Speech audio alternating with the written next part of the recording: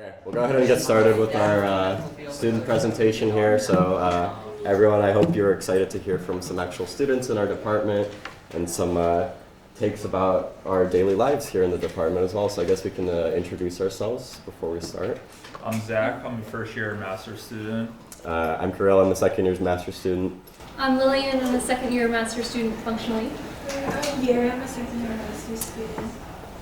Let's get right into it then. So obviously, as I'm sure you are aware, we're present in Ann Arbor, but Ann Arbor is just part of, it's a larger community of many smaller groups. Of course, University of Michigan is here, and within the University of Michigan is us, the School of Public Health. But even within the School of Public Health and its 6 departments, we have our department, of course, as you know, Biostatistics. And within our Department of Biostatistics, we have a lot of different resources and opportunities for you guys to take advantage of. As I'm sure you can read there, we have upwards of 260 students, 124 different staff members, 48 faculty, so we do have one of the larger departments in pretty much across the country. We have a large alumni network of over 2,000 alumni, which you will hear from some of them later on in the day, I believe. And aside from those numbers, we also have a lot of different resources and opportunities, as I mentioned, that you can take advantage of. For academic support, I'm sure that's a big concern for some of you guys, as I'm sure you're aware, this is a very rigorous theoretical program, so there needs to be resources to support you guys. So to that end, we have, for instance, for your core classes, we have study groups run by students who have actually taken the class previously. They have some unique insight into how the class is taught, some of the pain points that they might have faced when they took the class recently, and so they're there to sort of provide an additional resource for you guys outside of the faculty or the GSIs that are teaching these classes. We also have, for instance, computing support for some of your research needs as well. We have dedicated staff support for clustering or R programming for developing packages or anything like that. They're very helpful, they're there for you, very available. A big part of our department, I feel like, and a standout feature is also our community engagement. I can probably speak to both of these. So StatCom, as you probably have heard from Mishumi's talk, is a pro bono statistical consulting organization that helps some of our master's students actually get experience with hands-on statistical analysis and real-world messy data. So essentially, we work with community partners in and around Ann Arbor, and we sort of try to answer some of their questions just because they might not have the statistical expertise necessary to actually answer those questions themselves. So for instance, I've been leading 2 projects over the last 2 years. Essentially, we've been working with the Ann Arbor Hands-On Museum, trying to gauge membership engagement, and also we're looking at some things with the Humane Society of Huron Valley, trying to see why pet abandonment rates have been so high lately. The Biostatistics Student Association, I am the president of. This is basically an event planning thing in our department. This is independent of any of the other events that the department puts on, and is essentially an opportunity for students to hang out across all cohorts outside of traditional department settings. This can be going out to restaurants, catering things. This really is anything that we want it to be, and I feel like it's a good part of our department as well. Aside from that, we have a lot of student involvement in the department through several committees. As you can see here, there's a long laundry list of committees such as academic affairs, computing, peer mentoring. I'm sure yes. Lillian will talk about if you want to talk about that now. I can just say briefly, so one of the many support structures you have at Michigan is your friendly peer mentoring committee, which is helmed by me and 3 other students. And what our main goal is to, for every incoming student, we assign them a peer mentor. So somebody in one of the years above you who can help facilitate your transition to Ann Arbor, to Michigan, to the department. My peer mentee, or mentor, both actually my mentor and mentees are now my close friends. So that's wonderful, and I think it's just one of the many ways that we try as students to help each other out. I think one of the benefits of this department is we are all pretty sociable people and really dedicated to having a community amongst each other. And they do try to also match you based on your interests as well, so there is going to be some control in there, and that will hopefully foster stronger friendships and connections. Yes, and if you do choose to come here and you get a form from us asking about your interests, please be specific, because that means we can better match you with somebody who you will probably like. And of course, the last point here I want to make is we also have a lot of opportunities for students to actually learn about different research areas or identify particular interests that they might have through a whole host of different seminars. We have graduate student working groups where students actually get to practice their research presentations in front of other students and get feedback. Faculty lunch is basically a faculty member will take you and a group of students out to lunch. This can be, you can get to learn about them, how they got to where they are. This is really a very informal opportunity to learn about a faculty member that you like or you might not be able to interact with until later on in the program. And there's also other opportunities, many opportunities in fact, to interact with faculty in our department. And free food is the most important thing, obviously. When I plan events, I make sure there's free food everywhere because that's what draws students to these events. Okay, so here's just like a brief numerical description of what we have. Like we have 40 plus interdisciplinary research centers and 40 plus student organizations within school public health. I would suggest to be proactive and talk to professors about research opportunities. And for career development, they're very helpful with like cover letters, resume, CV, and it's very good to reach out with them. And they will send you like a weekly emails about it and other like job opportunities. And I think some coffee chat or like periods where you could work on your resume.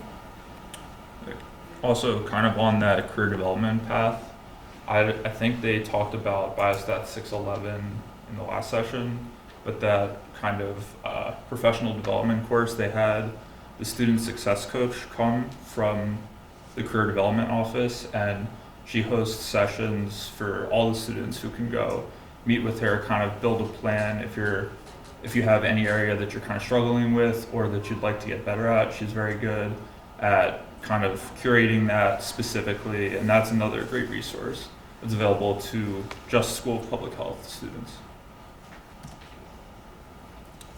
Yeah, and so if you're here, I think you know that there's a lot outside of school that goes on in Ann Arbor.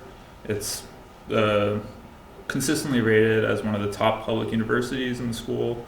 There's a ton of resources. There's a mental health program where you can get resources for that. There's health resources they have available to students. There's physical therapy, just regular doctors, sports training, sports medicine training, so any kind of physical injury, nutritionists. These are all just resources that are available to students.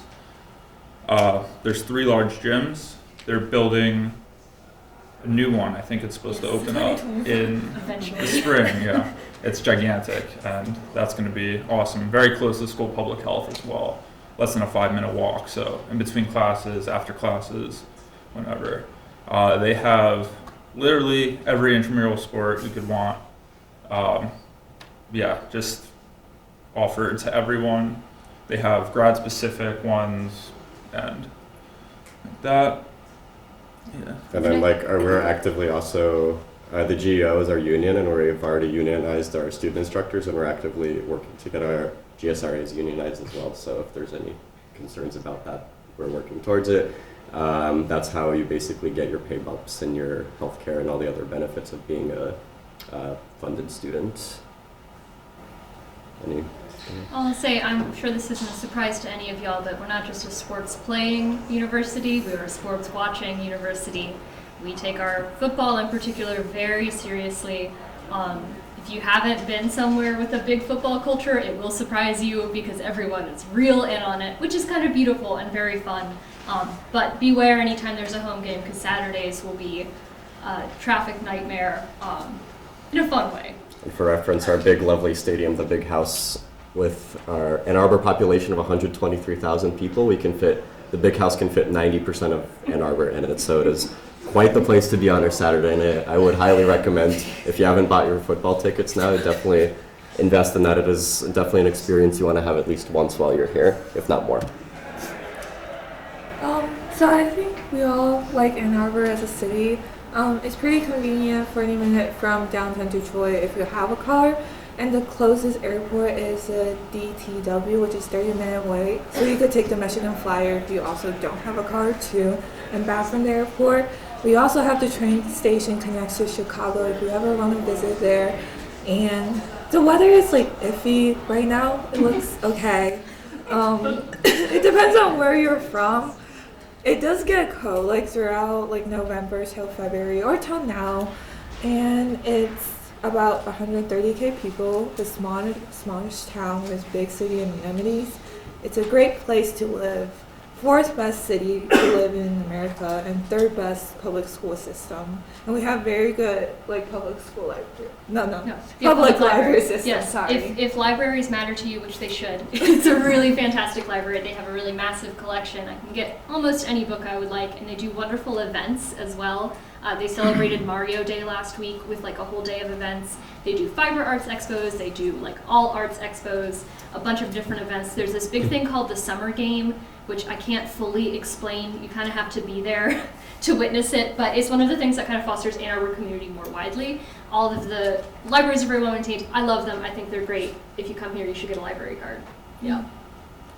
And then this is a pretty active and healthy city. I feel safe walking around Ann Arbor usually, but just be careful at middle of the night.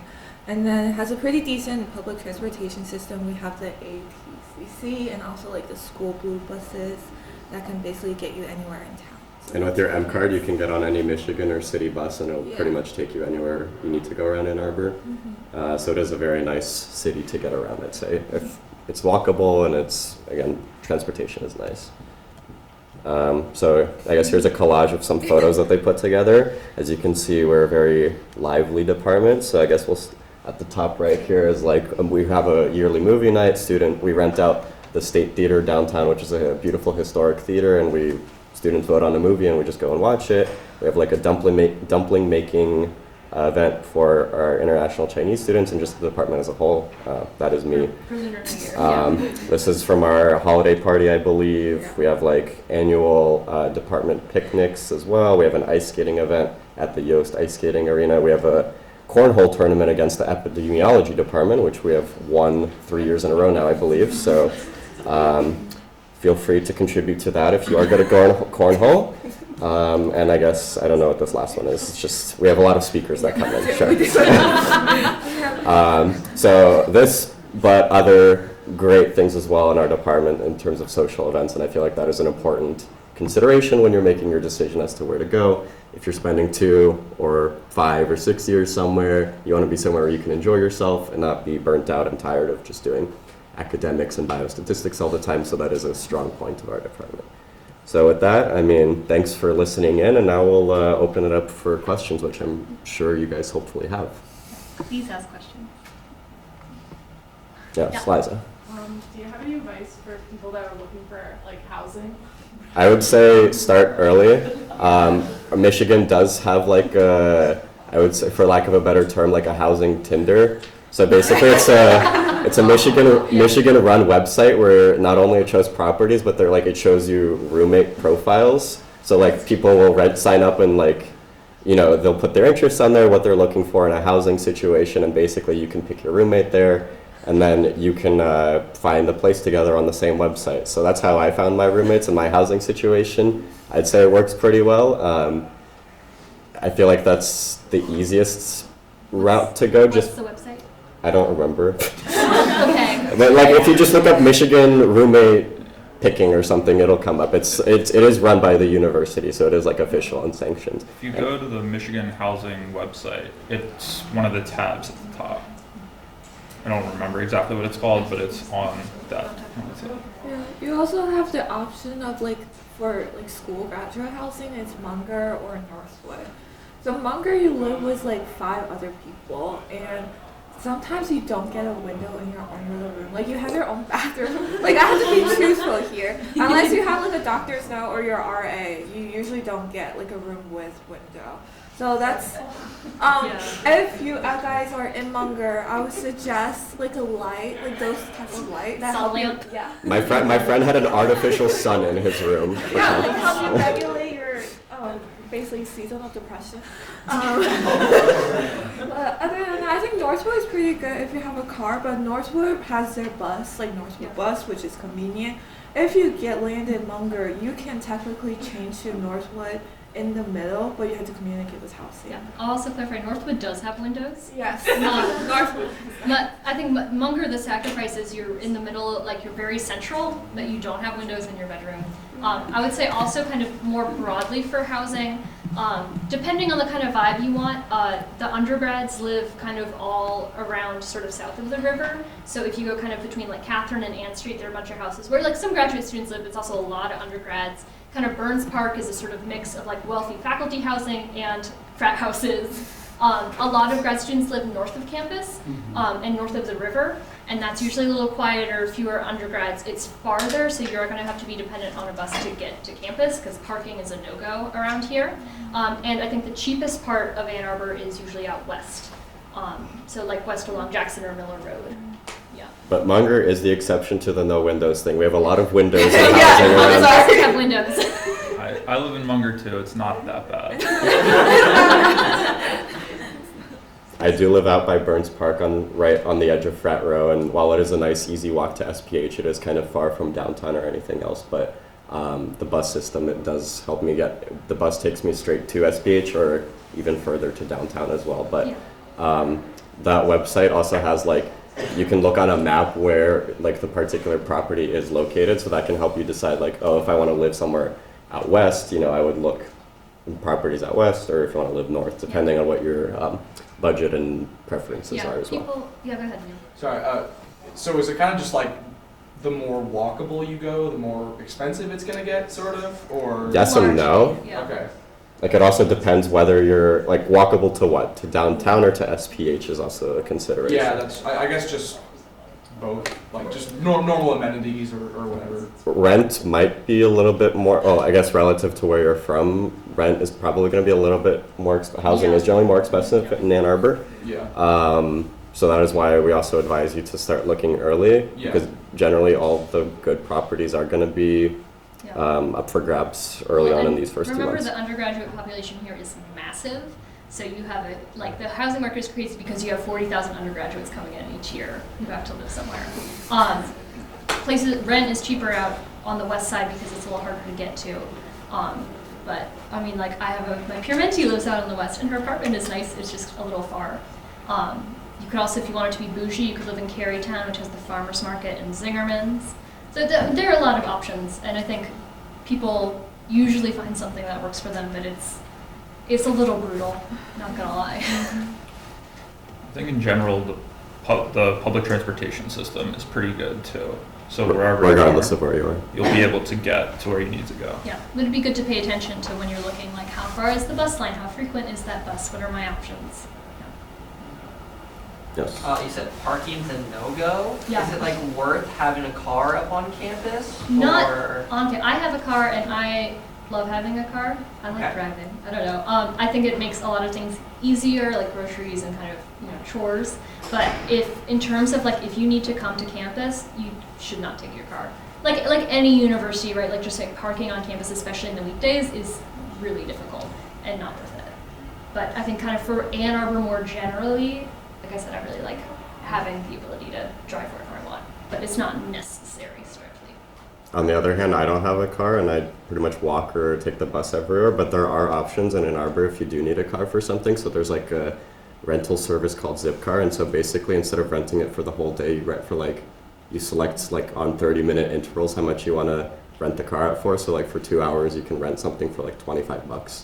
So like if you want to go get groceries and then stop by, like get fast food on the way home or something. I don't know. Like it's pretty cheap to like get a car if you need it for something that's more labor intensive. But generally speaking, like I get by pretty fine without one. And also it is bikeable as well. Yeah, you'll see some professors roll up on bikes and or electric scooters. And they'll get dangerously close to you as they whiz by you. Yeah, and you'll be a little bit worried, but yeah. Any other questions? So for master students, just in terms of funding, there are the GSIs, but pretty much that's on the master students to kind of find for themselves. Unless it's through the biostats department and it's But those are kind of sparse. assigned to you, yes. Okay. But other than that, it's pretty much just on you for funding. Sometimes, and I'm sure Mishumi might have talked about this, in your second year you might be given a funding position, at least whether for 1 or 2 semesters, but generally speaking, like we have a lot of people who look for GSI positions in the epidemiology department or in psych Psychology, yeah. or sociology even. Yeah, I think you really, So yeah, you gotta be a go-getter if you wanna have funding if you don't come in with an offer of funding as a and master's especially right student. now, it's a little bit going to be even more Yeah. difficult. Mhm. Okay. But it's not impossible, but you're gonna have to put in the work. But I do think most, like, I know plenty of people who do have like GSIs and like applied stats for psychology and stuff like that. And it's certainly possible, but you're gonna have to be proactive about it. And the GSI also covers, if you do get a GSI position, that also covers tuition? That is the same level of funding as a GSR, right? Yeah, Like it's- tuition, stipend, healthcare. Yeah, and GSIs are unionized. Do they have a contract? I think they Yeah, might have they do have a GO so contract. you could even look and see like everything that's promised.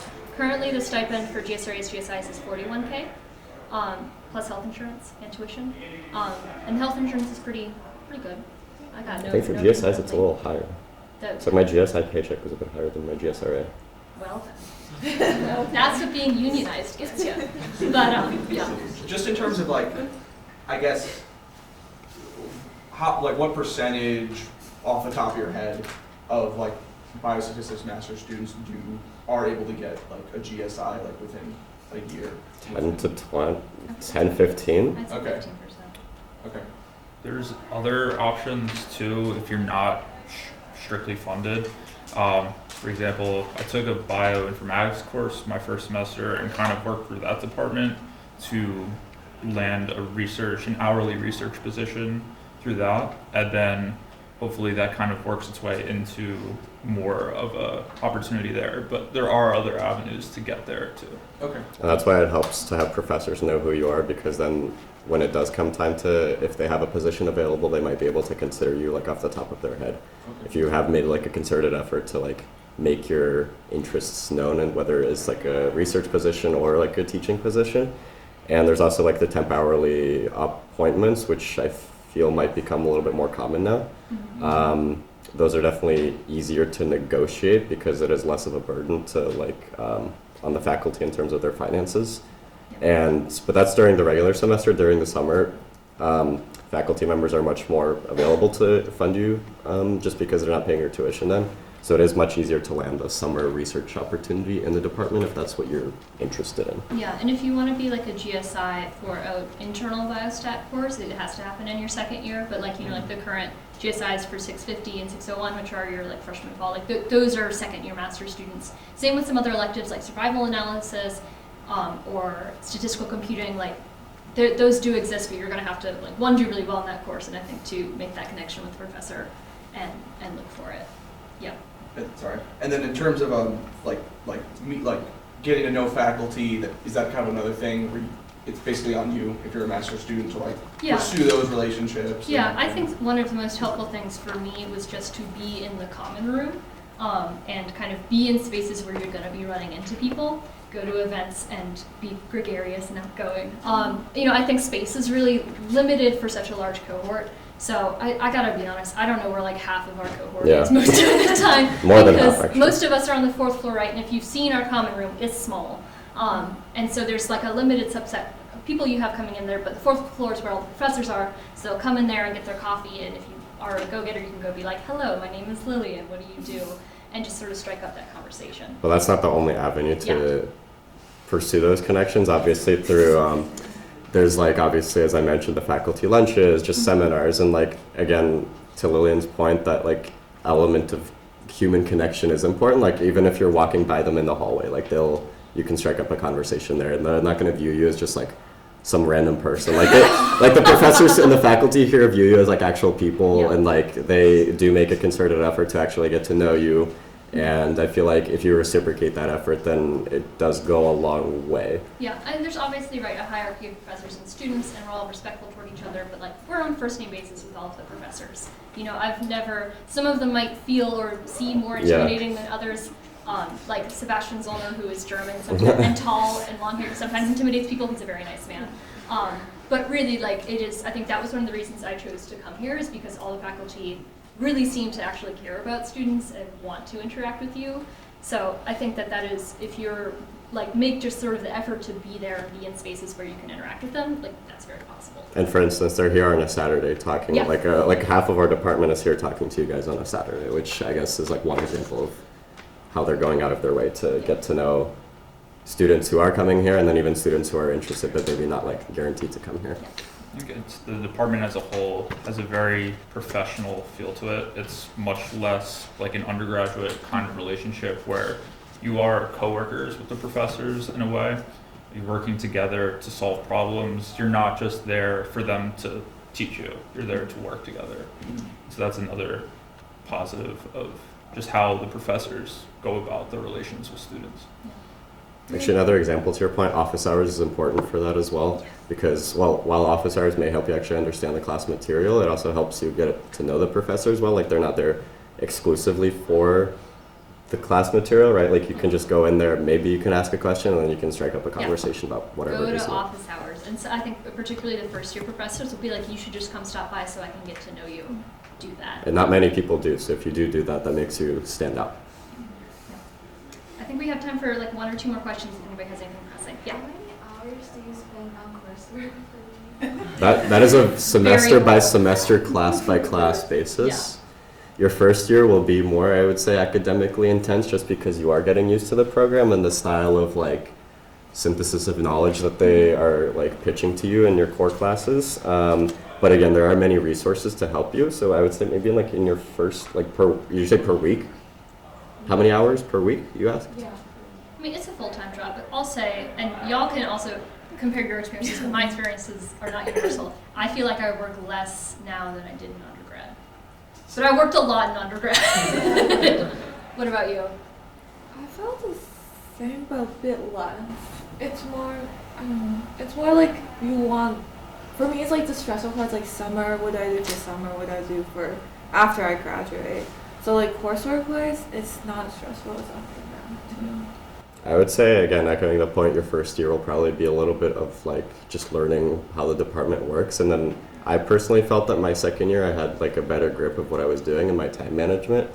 If I had to quantify how much I worked in my first year, maybe, like this might be a gross underestimate or overestimate, I don't even know, like 20, 25 a week. I mean, it really depends, like, if you need the support or need more time, like you can devote that, but like some people might not need it, some people might need more. It really depends. Yeah, I feel like it's a 9 to 5. Like I show up at 9 a.m. at SPH and I leave at 5 p.m. And to be fair, not all of that is doing work. Some of it is being goofy. Some of it is research. But you're gonna think about it as kind of a full-time position, especially if you're in those first 2 years of master's coursework. Well, Zach was a first year, he could speak to I us. think that also the more time you invest up front in going to office hours, going to study groups, the less work you're going to have on the back end when you're studying for exams too.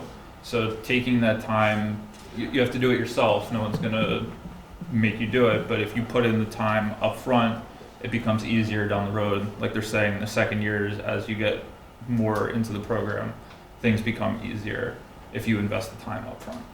Not that easier as in like you get a grip of what you're doing. It doesn't, you're still spending a lot of time, but you actually know what you're doing. Yeah. All right, any last question before lunch? And obviously y'all can ask us stuff during lunch. We love talking. Anything like really pressing about logistics or anything? Yeah. For the like career paths, like if any job or internship opportunity during the summer or part-time during the school time. So do you have any experiences or history like that? So I guess my first summer I got my research position with Vera. Basically that was a byproduct of the advice I gave you. Just go and make yourself known and talk to faculty that you're interested in. And then basically after that we had a good working relationship and then he offered me a position. So I don't know about like internships, that might be, I guess you might be able to talk about that a little bit. So I worked for a couple years after undergrad before coming back here. I had an internship over the summer. That wasn't through the department. And I don't know how it works through the department, but I think a lot of students do research in the summer. Yeah, like Yiren. Yeah, I also reached out to faculty. I work with Bernard, who's not now at Yale. But yeah, so you have to be proactive and be kind of like know what you want to do with them. And they know that you're interested in their work. And that's how they invite you maybe to their lab meeting. And then you'll possibly land on a research position. Otherwise, I know like my academic sister, they definitely got internships over summer. But I know like the notably is Henry Ford, or like usually like around the Detroit area. That's where they have their internships. Yeah, and we always are getting emails about internships and positions that are forwarded by Nicole or the other staff. I can't speak really to the sort of internship grind. I know they put you through so many interviews and stuff, and it is certainly intense, but I know people who like that summer internship parlayed into a job that they're going to take full time after this.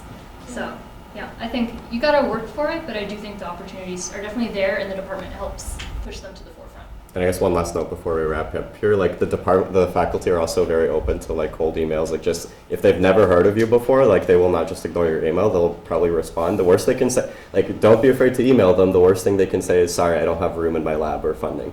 Like, but also don't email the same exact thing to every single faculty because they will know. Don't just say, oh, I read your paper, I like X thing too. Like tell them why it is you're interested in that thing and how do you see yourself fitting into what it is that they're doing or working on and how you can build on that as well. So make personal connections with the faculty basically in any aspects of your interactions. So I think it's time for lunch and your panels now. Yes. So we're going to do lunch next. Before we go grab lunch, I want the faculty to all introduce themselves. There's a bunch of faculty in the assembly hall. We're excited to have conversations with you at lunchtime. So they're going to quickly go around the room, announce themselves, and then we can get in line for lunch and go to the round tables after that.